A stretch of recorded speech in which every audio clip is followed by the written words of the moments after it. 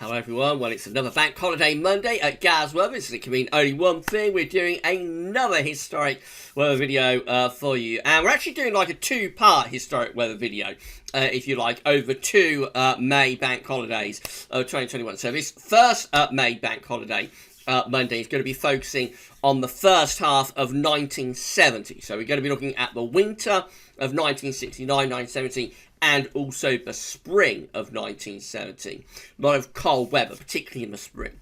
Then part two, which will be on the final bank holiday Monday at the end of the month, is going to be looking at the sort of summer, autumn and to end of 1970. If you like. So we're basically going to cover the whole year of 1970 within two parts in two videos. So it's going to be an interesting couple of videos, hopefully, and I'll get on with the part one of the look at 1970 for you in a moment. Thank you so much, everybody, being here on this bank holiday Monday. I'm always blown away, that people want to spend this time with me and GavsWeatherVids on their bank holiday Monday. So thank you so much. Thank you so much to all of you for sharing your day with me and with GavsWeatherVids. I just hope that you are having a lovely bank holiday Monday.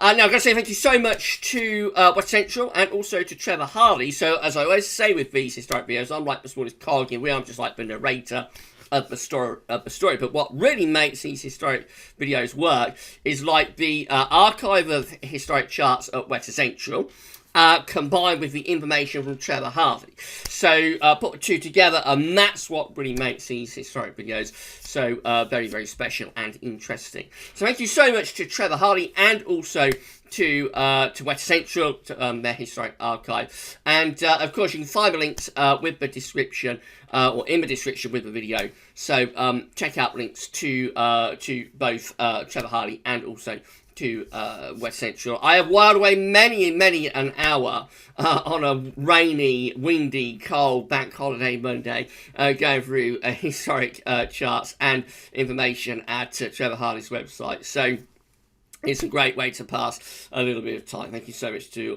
Veta and also to Trevor Harley for that.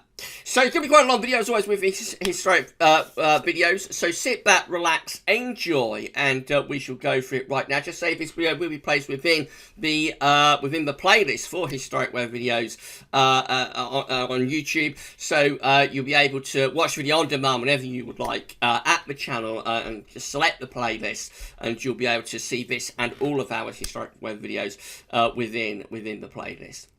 Yes, sit back, relax, enjoy, and let's do this then. So we're actually going to start this look at 1970 in 1969, because we're going to cover like the winter of 69-70. So I want to start this in the autumn of 1969, really the final autumn of the 1960s, which was actually quite a warm and dry autumn. We're beginning on the first day of September. September 1969 had central temperature 13.9. Trevor Harley writes, it was a very dry month with high pressure dominating the weather through much of the month. So we'll rattle through these charts very quick. Here we are on the 1st of September to 2nd, light with high pressure, well and truly in command. And that's going to be the case throughout much of September of 1969. Just regular ridges of high pressure here sitting over and to the west of the country, bringing lots of dry and fine weather. So the first week of September 69 was basically dry and fine, and temperatures were, pretty warm as well. A little bit more unsettled as we go through into the second week of the month. So this is up to the 10th of September, and now it's starting to get a little bit more in way of low pressure, just beginning to push through off the Atlantic. So starting to turn a bit more unsettled, a little bit cooler, a little bit more what you'd expect in autumn, but not a big push of unsettled weather. There's not going to be long actually before we get ourselves back to high pressure again, but certainly slightly more unsettled as we get through into into this second week of the month. But very quickly, high pressure is coming back. This time it's sort of centred more towards Scandinavia. There's a trough low pressure to our southwest that's probably producing something in the way of showering sort of conditions. But basically, it's a high pressure over Scandinavia that is dominating the weather, continue to bring lots of dry and fine weather with it as we're running through into the third week of September 1969, we're basically warm and dry again, especially for England and Wales. Scotland and Northern Ireland a little bit more unsettled there, low pressure coming in off the Atlantic, but you see we're never far away from high pressure. It's a very, very anti-cyclonic September, as September very often is. So we're into the final days of September 1969 now, still with high pressure domination going on. This is 27th of September. This is the day when Mrs. P and my dad had their wedding. So 27th of September 1969, Saturday, 27th of September 1969. I believe it was quite a nice day in Northamptonshire, in Northampton, where they got married. I think there was, it was quite warm and there was sunny spells, and it was a dry day as well with this ridge of high pressure.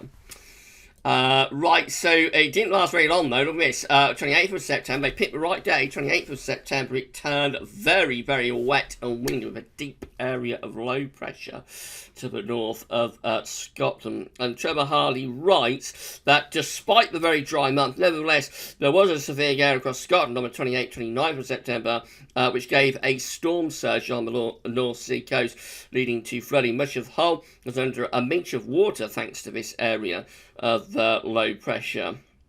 As the waters receded, the Humber ferries had to be cancelled because of lack of water in the channels. And it's followed by a very cold night, going down to minus 5.6 at Santon, Downham on the 30th. So this low pressure is going to push through and presumably introduce a bit of a northerly. There we go. The low pressure clears off to Norway and down comes a northerly wind. So ending September 69 on a cold note. Now, I like to begin these videos that focus on winter periods anyway in the autumn, because I like to look for some teasers through the autumn for the following winter. Very often the autumn will give you some clues about what's going to happen in the following winter. That could be one, because the winter of 69-70 and the spring of 1970, you're going to see a little bit later on in the video, is very, very northerly. So this northerly shot just here might be the first clue. But anyway, we'll move on to October of 1969. So October 69 had central in temperature of 13.0, and until 2001, it was actually the hottest hottest October, I should say, on record, with a particularly late heat wave. So again, the high pressure domination is going to go on. This is a very dry October, as well as being a really warm October as well. So you see again the high pressure all centering across England, Wales, and down into northern parts of France as well. We're running through the first week of October 1969, and it's high pressure all the way, low pressure, and it's quite an active hurricane season as well, I think, at 1969. But the remnants of these hurricanes as areas of low pressure just being kept away from us in the North Atlantic. This high pressure proving to be very, very stubborn over and to the east of the country, and all the time drawing up those very warm southerly winds. So the temperatures really pushing up here. I think we're into the upper teens to low 20 Celsius. There's another remnant of a hurricane just there, but again, not really doing much to bring us unsettled weather. This is 8th of October 1969, where again we're drawing up those very warm southerly winds. Low pressure is out to our northwest, bringing some rain to Scotland, but mainly dry to England and Wales. These are absolutely classic charts if you want a dry and warm October. This is about as good as it gets. High pressure just continuously in control. The remarkable thing is that October 1968 was also a very warm month as well. So there's two back-to-back really warm Octobers, 1968, 1969. Now into the middle part of October, just begins to get a little bit more unsettled now. Some lower pressure starting to push in from off the Atlantic. Probably brings some wind and rain, particularly to the north and west. Again, you notice the ridge though is still there across England and Wales. No sign of that ridge going away, is there? It just continues to dominate the weather through into the second half of the month. Absolutely classic charts these, with again the high pressure to the east drawing up those southerly winds. So some of the temperatures that we had with this month, I mean, we had 26 degrees, 80 Fahrenheit recorded on the 9th of October, and we're going to get to like the 26th of October, and we're going to get 22.8 at Portsmouth, which is possibly a record for the last 10 days of October.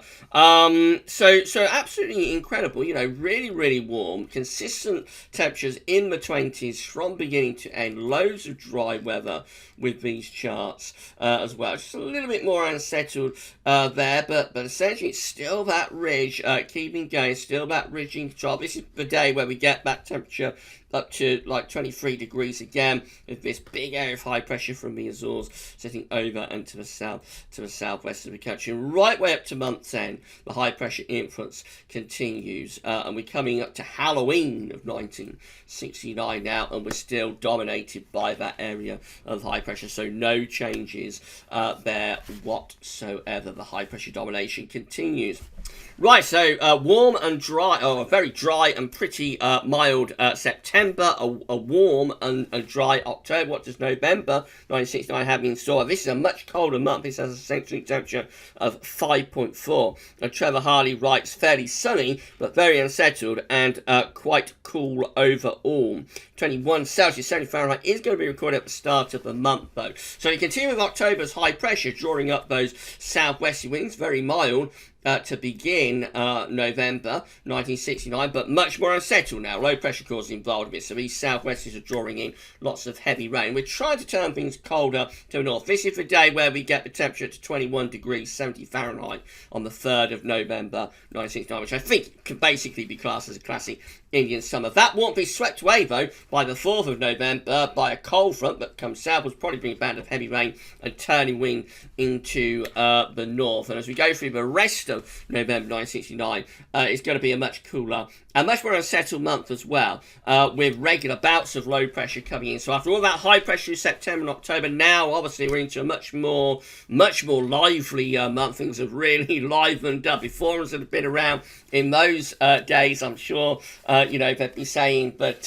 finally autumn has arrived. It's all livened up, and incoming areas of low pressure bring gale force winds and bouts of heavy rain as we move into the second week of November 1969, and much cooler as well. That's the big change here from October. Jet stream has shunted southwards, so going on the cool side of the jet with these areas of low pressure bringing regular bouts of wet and windy weather. We're moving up to the middle of November 1969. We're trying to tilt the wind back into the north again. We didn't see many northerlies, or any northerlies, I don't think, during October of 69. So September, northerly at the end of September 1969, possibly a hint for the winter. Maybe this is as well as we go through November. These areas of low pressure push through, bring bouts of rain, but all the time pulling in the wind from the north. I'm sure there would have been snow across the northern half of the country on the northern side of those areas of low pressure. Anyway, right, we're coming into the final 10 days of November 1969, and we're looking unsettled here and pushing this low pressure and sending a ridge up towards Greenland. This is our first real northerly shot. Trevor Harley writes, there was a severe cold snap at the end of the month with heavy snowfalls and strong northerly winds, and I think this is a case of here they start to set in. 22nd of November 1969, high pressure towards Greenland, ice, and low pressure is across the South Island, drawing in those very cold east to northeasterly winds into the northern half of the country. That would send the precipitation readily to snow. By 24th of November, we are all into those northerlies now. We're blocking out to our northwest, so this is definitely a heads up for the winter. Northerly winds driving in cold temperatures and also snow to northern and eastern parts of the country. What a change on October. The upper air temperatures, 25th November 69. What a change on October's warmth. We're into cold northerly winds now. So we've almost like gone from summer to winter, really, with very little in the way of autumn. A little bit less cold there, perhaps, on the 27th of November, but I think it's going to be, we're going to pull in the northerly wind again. 28th of November, down comes the next northerly shot. Again, that brings bitterly cold air in from the north, and we come to the end of November 1969 on a slightly less cold note. Right, so that's how the autumn shaped up for 1969. Let's move on to the winter of 69-70 then. So we're going to get to 1970 now. I just wanted to start the autumn, just sort of set the scene and look for those teasers, and they are there. Right, so this is how the winter of 1969-1970 begins. This is the first day of December 1969. I have very little to go on with this from Trevor Hardy, so I know that central temperature is 3.3, so it's quite a cold month, slightly colder than average. That's against like the old average show. This would be quite a significantly cold average month set against modern averages, of course.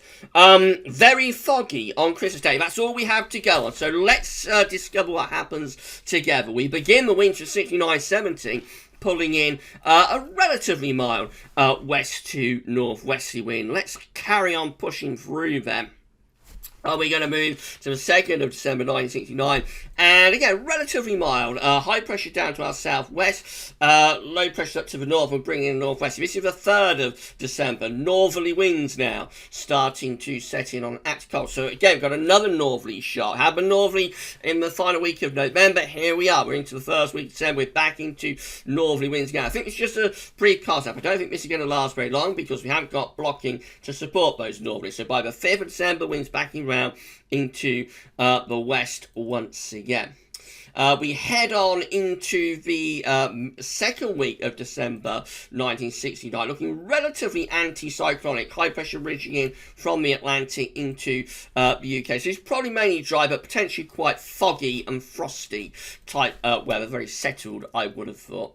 Another cold front looks like going to try and push in from the northwest as we go in towards the 11th, 12th of December. That's not really making much inroads, though. Still, this ridge goes on. Heights are beginning to rise over Scandinavia now. So we're moving into the middle part of December 69. We've got a battle taking place between high pressure over Scandinavia and low pressure is out in the Atlantic, and so we're going into like a battleground UK type situation with gale force winds and heavy bouts of rain sweeping across the country from the Atlantic, but coming up against that blocking area of high pressure. So eventually this blocking area of high pressure is going to start to send the jet stream in these areas of low pressure southeastward. So now we're beginning to get into a colder and more blocked type pattern. The jet stream is beginning to line up northwest to southeast. We're taking the areas of low pressure away to the south and the east, with high pressure over Scandinavia starting to pull in those cold winds from the east. I imagine that would have delivered some snow. This is 17th of December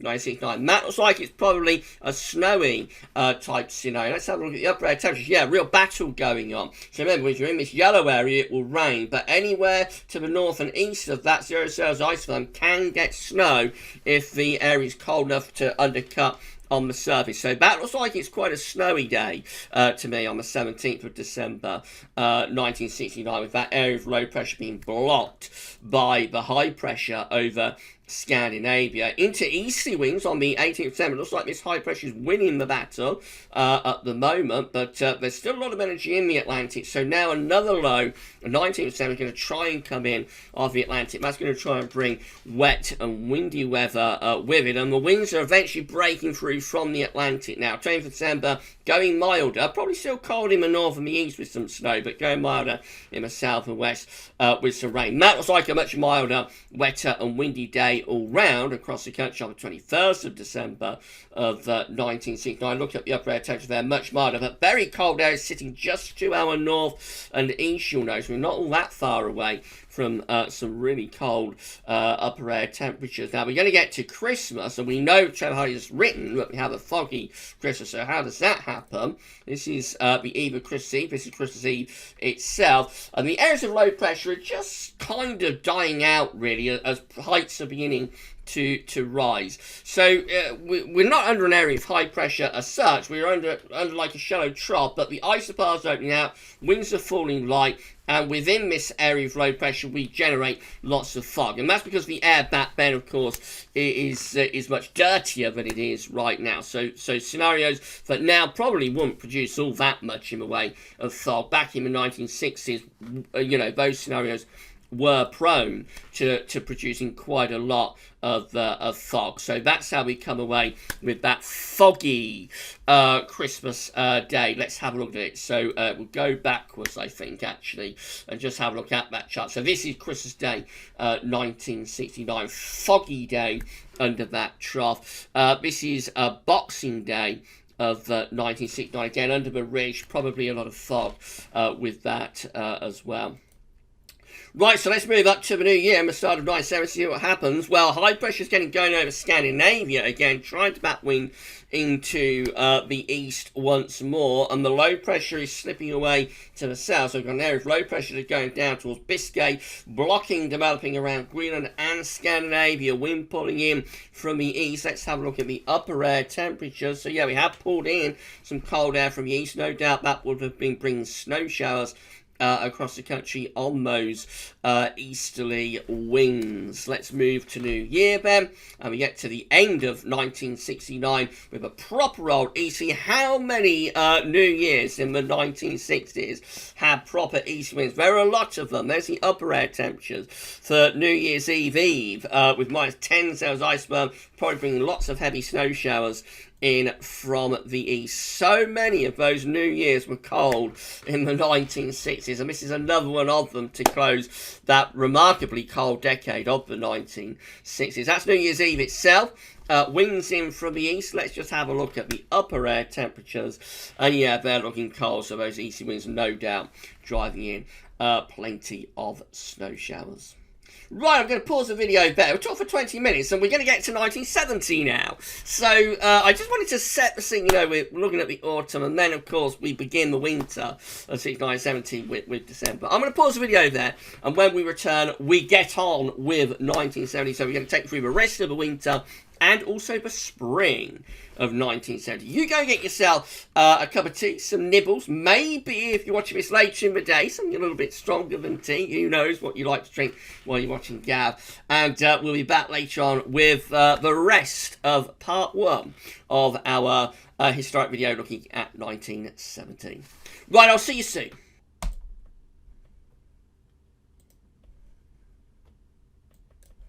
Okay, we're back and we're ready to resume our Bank Holiday Monday historic video. So we're looking at 1970, and in the first part of this part 1 of the historic video for 1970, we was looking at sort of the closing months of 1969. We have now reached 1970 though. So here we go. Let's start this then. So we'll begin on New Year's Day 1970. If you're enjoying this historic video, by the way, please like, share, subscribe. Thank you so much, everybody, for doing that. Share this video as far and wide as you possibly can across your Twitter and Facebook pages and so on. And thank you so much to all of you. Right, so as we left off before the break, we'd introduced cold easterly winds between Christmas and New Year of 1969-1970. We're at New Year's Day 1970, beginning a new decade, and we've lost the easterly. We've pulled the heights out into the Atlantic and moved up towards Greenland. Retrogression, and we're pulling in a cold northerly now. So we've lost the easterlies, winds are turning into the north. So we begin 1970, January 1970, in the decade of 1970. We begin it with northerly winds descending. So we've got bitterly cold northerly winds here in the opening days of January 1970. Have a look at the upper air temperatures. You'll see they are pretty cold. With -10 Celsius ice is knocking on the door of northern Scotland. Trevor Hyde doesn't write very much about this month, however, despite this northerly that must have been bringing quite a bit of snow with it, you would have thought, especially to northern parts of the country. Trevor Hyde doesn't really write much about it at all. He just says not a great deal happened this month. Overall temperature was exactly average for CT at 3.7. So let's see what transpires. Northerly winds, certainly through the first week of the month, must have given like a cold feel and snow. We've got sort of secondary areas of low pressure coming in with these northerly winds, so presumably they must have delivered quite a bit of snow. Let's have a look at the upper air temperature, and they're certainly cold enough to be supporting snow. So to me, the first week of January 1970 looks quite cold and snowy, I would have thought, with like, particularly for northern areas anyway, quantity of snow and overnight frost. Now we're moving into the second week of January 1970. We have turned wind direction round to the south now. This is drawing up milder air from the south. May involve snow initially, but certainly this is milder, wetter and windier, really, as we go into the second week of January 1970. So we have a cold start with northerly winds in the first week. We're into milder, wetter and windier weather, though, into the second week of January 1970. What's going to happen? Well, you notice that heights are building up over Scandinavia. It looks like we're going to have a go at getting wind into the east. What do the upper air temperature do? It's a very deep cold pool sitting over Scandinavia, so if we can get wind into the east, we will pull in some really cold air from the east. However, we're actually under relatively mild upper air temperatures for the middle of January 1970. Will we get wind into the east? Well, it looks like Scandinavian high is winning the battle. It's such 1,035 millibars, trying to pull in easterly winds here. Let's have a look at the upper air temperature. We've got very cold air just knocking on the door. Very cold upper air temperature just knocking on the door of eastern Britain. Will those cold upper air temperatures get in? Looks like the low pressure in the Atlantic is going to be too strong to allow those cold easterlies to push in. It's very close to the thing. Looks like the Atlantic wins that particular battle, and so we go on into a milder, wetter, windier second half to the month as well. Again, the winds are drawing up from the south, so very easily, very quickly, we could see those winds backing round into an easterly direction, and the Scandinavian high taking over. But up to this point, now into the third week of January 1970, we're generally milder, wetter and windier as well. So after a cold opening to January 1970, actually most of the month, certainly the middle 2 weeks, milder, wetter and windier. However, that Scandinavian high has never gone away, has it? That Scandinavian high has never gone away. It's still lurking there to our east and northeast, still absorbing the energy from off the Atlantic, and at some point you'll think the Atlantic is probably going to run out of steam. As we're coming to the last week of January 1970, it's probably the Atlantic running out of steam now. So high pressure is still over Scandinavia, low pressure is still sort of stalling out to our west. And as we come to the end of January 1970, it looks like it's going to be the high pressure that takes over to our east, or does it? Well, we get to the final day of January 1970, and there we are, we're still relatively mild, wet and windy. So that's the reason, I suppose, that Trevor Hardy does not have much to say about January 1970. Not a particularly exciting start to the year and to the decade from a cold perspective. Now we're into February, the last month of winter, 69-70. This is a cold month, has a central temperature of 2.9. Trevor Hardy writes, quite cold overall. Northwesterly, unsettled month, but also very sunny. And some places had twice the expected amount of sunshine. So let's see what transpires. We begin on a wet and windy note once again, but now we've lost that high pressure over Scandinavia and Western Russia notes. That's gone.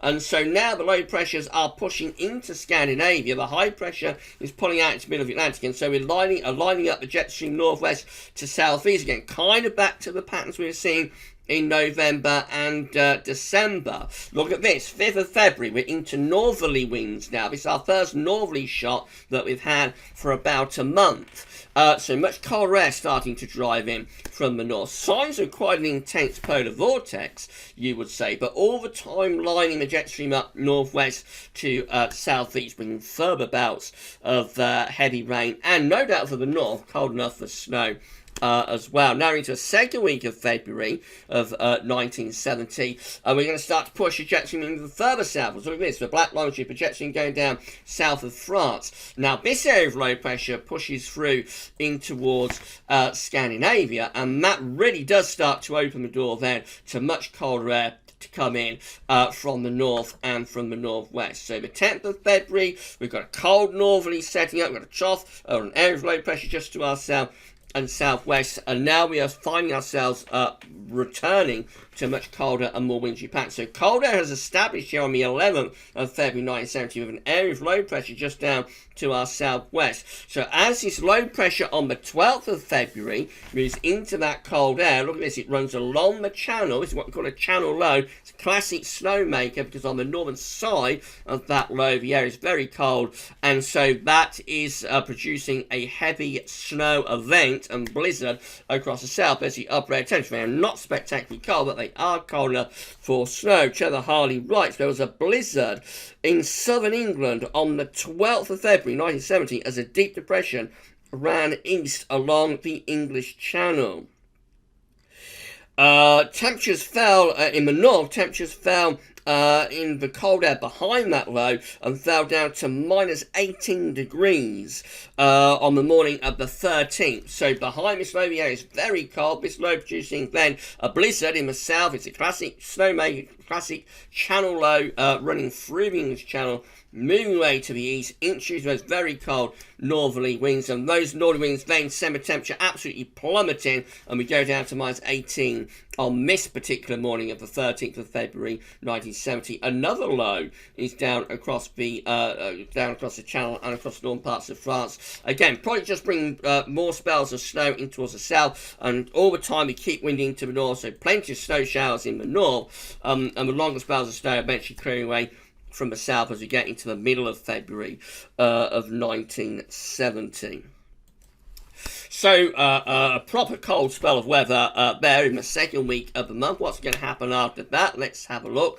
So again, another low pressure diving in from the northwest. I think that around the 16th, 17th February would be delivering more snow as well. So very snowy spell, like in the second week into the third week of February 70. But now we're up to the 18th of February, and we're turning milder, wetter and windier again. And Trevor Harley writes, it was then mild towards the end of the month before turning colder again. It is going to turn colder again for month's end. So let's run through, see how this happens. Mild, wet and windy conditions taking us into like the final week of February 1970. Very changeable winter this, isn't it? But here comes a colder air again by the look of it, as this ridge starts to build up out to our west. So the ridge pushes northwards up to Greenland.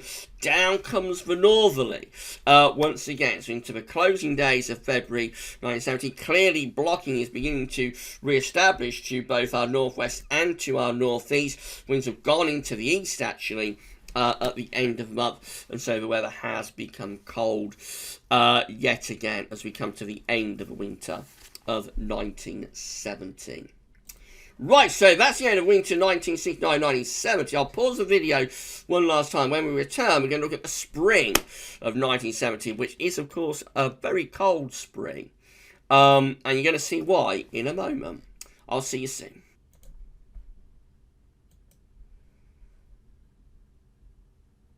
Okay, we're back and we're ready to resume our historic video looking at the first half of 1970. So we've looked at the autumn of 1969, we've looked at the winter of 1969-1970, now we're going to look at the spring of 1970. And if you're enjoying this historic video, please can you smash your like button, make sure you subscribe to our channel, you're going to see future weather content and more historic weather videos. And don't forget to tell your friends, family, anybody else who subscribe as well. Thank you so much for doing that. Drop a comment. Let us know what you think about this historic video and all of our videos. Right, so here we are, first day of March 1970, and we're pulling heights out into the Atlantic again, and about to reintroduce a northerly wind. March 1970 is a very cold month with a central temperature of 3.7. Trevor Harley writes that it is a very cold month overall. The month started with northerly winds. Here we go then. The high pressure is going to start pushing up towards Greenland. Low pressure is going to plunge southwards through the North Sea, pulling down a very cold northerly wind, bringing lots of snow showers across the country on the 2nd. Now, this is the 3rd of March 1970. We've got a secondary area of low pressure, maybe a polar low, to the south of Iceland, moving into the UK on those northerly winds. As we get to the 4th of March 1970, look what happens. That low pressure has developed significantly as it plunged southwards across the country. It's in midday on the 4th of March 1970, which is very, very snowy day for many parts of central, southern and eastern England, via courtesy of that area of low pressure. Let's have a look at the upper air temperature. They are not spectacularly cold, but they are cold enough to produce very significant snow. So Trevor Harley writes, there was a major and unexpected snowfall on the 4th of March 1970. Heavy enough to bring down power lines in Kent. Some parts of Northants and Vids reported 40 centimetres of snow, with the deepest being nearly 48 centimetres of snow in Northampton. Snow fell heavily for 12 hours across a wide part of the south.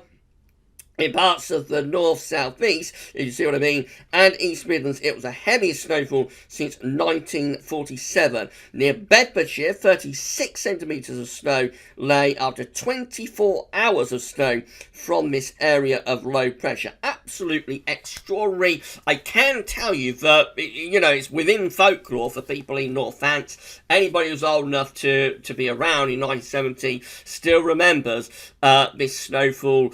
You know, I'm based in Northampton, I'm a Northamptonshire-based, Northamptonshire lad, and this snow event is very, very well remembered by people who are old enough. I'm not old enough to remember it, of course, but, you know, people who are older to remember it still remember this tremendous snowfall, giving like 40, 50 centimetres of snow on the 4th of March, courtesy of this, what does look like it was probably a polar low that plunged in from Iceland. The low clears away, so we've got deep, deep snow cover now laying across much of England with a strong northerly wind, and then of course we get very cold air following. So Trevor Harley writes again, the snow was followed by some low temperatures in a northerly airflow, minus 15 Celsius recorded. The snow cover lasted for more than a week. Well, not surprising, really, is it, given that there was like 40 centimetres plus snow laying on the ground. So this was a very, very, very cold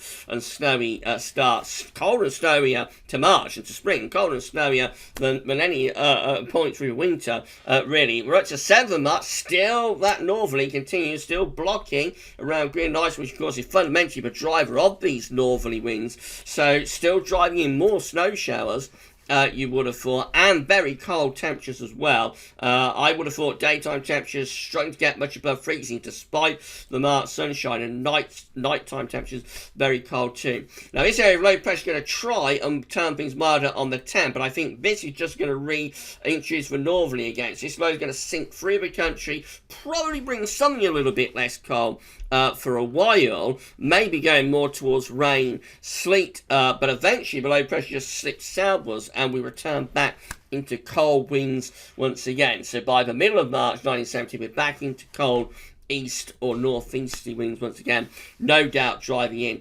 snow showers once again. Right up to the middle of March, what's going to happen? Well, it's going to start turning a little bit milder now, so we're reintroducing westerlies, so that very cold and snowy first half of March 1970 fades out, and we turn things a little bit more towards spring as we get to the middle of the month, with winds backing into more of a west or a southwesterly direction. How have we done with the cold weather for this March? Let's have a look and see what happens. Well, we're coming into the closing days of the month, and we've got high pressure reaching through the country, low pressure steaming south. That's probably quite a cold ridge, probably producing overnight frost. And here we go, we're coming to the closing days of March 1970. We're pushing the heights back north again and starting to turn the wind back into the north once more. Remember that northerly that we had at the end of September of 1969.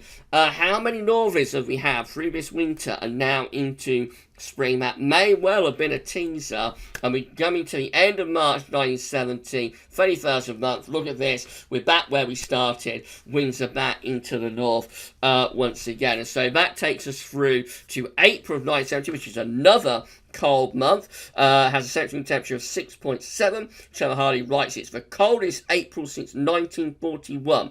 There was a heavy snowfall on the 12th. We'll see how that happens. We certainly begin the month with northerly winds. So again, the high pressure out to our west, low pressure in from north. Of course, been hearing a lot about April 1970 just recently, because this April just gone, as I'm recording this video in 2021, had the number of frosts in this April was the greatest number of any April since April 1970, of course. So this is kind of timely, isn't it? And you can see why April 1970 had so many frosts. And again, it's a very similar pattern to what we've had during this April, with a lot of northerly and northeast winds, a lot of blocking around Greenland and Iceland, low pressure eastern, and again, anytime the wind is in from the north and northeast, that's going to be producing quite a bit of snow. That's a very similar pattern, actually, to what we've had a lot during this April just gone, and that's the reason this April just gone has had so many night frosts, of course.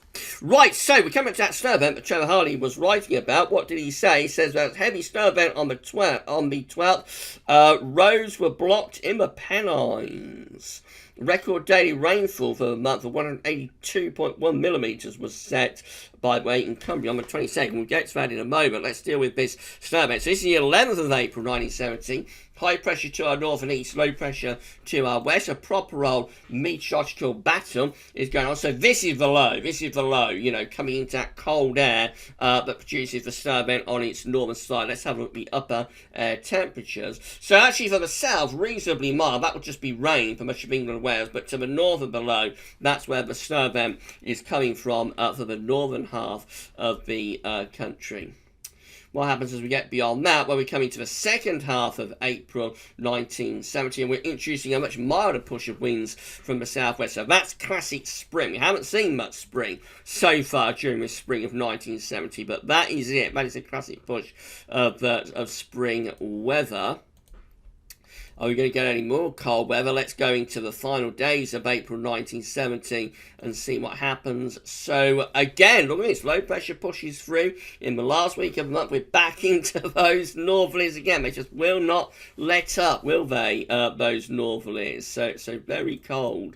Northerly winds continuing right way through to the end of the month. We're coming to the closing days of April 1970 now, and we're back in the wind into the southwest. And then finally, for this video, 1970 part 1, we're going to come to May of 1970. This is a completely different month. So after all this cold weather through this spring, all of these northerly winds, what happens in May? We get a very warm month. May 1970 is very warm, with a central temperature of 13.0 and largely dry as well. Let's see what's going to transpire here then. So, low pressure being blocked out to the west, heights rising to the east, drawing up a southerly wind. This is the 5th of May 1970, where we get 26 degrees, 80 Fahrenheit, recorded widely on this day.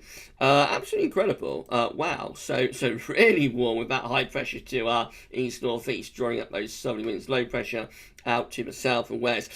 Just 4 millimetres of rain fell all month at Lincoln and Rochdale, and just 8 millimetres at Barnsley.